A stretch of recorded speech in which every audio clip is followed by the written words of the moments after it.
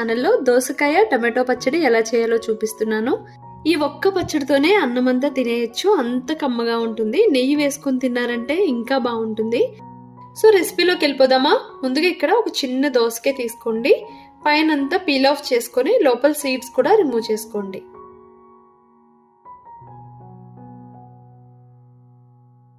ఇప్పుడు దోసకాయల్ని ఇలా ముక్కల్లా కట్ చేసుకోండి. మరీ చిన్నగా కట్ చేయనక్కర్లేదు, మీడియం సైజులో కట్ చేసుకున్నా ఈజీగా మగ్గిపోతాయి.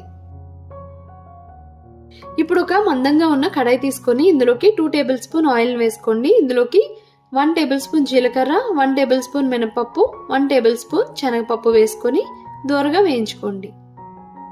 ఇప్పుడు ఇందులోకి మనం ముందుగా కట్ చేసుకున్నాం కదా దోసకాయ ముక్కలు, పచ్చిమిరపకాయలు, అలానే ఒక రెబ్బ కరివేపాకు కూడా వేసుకోవాలి. ఇక్కడ నేను 8 పచ్చిమిరపకాయలను వేసుకున్నాను. మీ కారాన్ని బట్టి మీరు పెంచుకోవచ్చు లేదా తగ్గించుకోవచ్చు. దోసకాయ ముక్కలు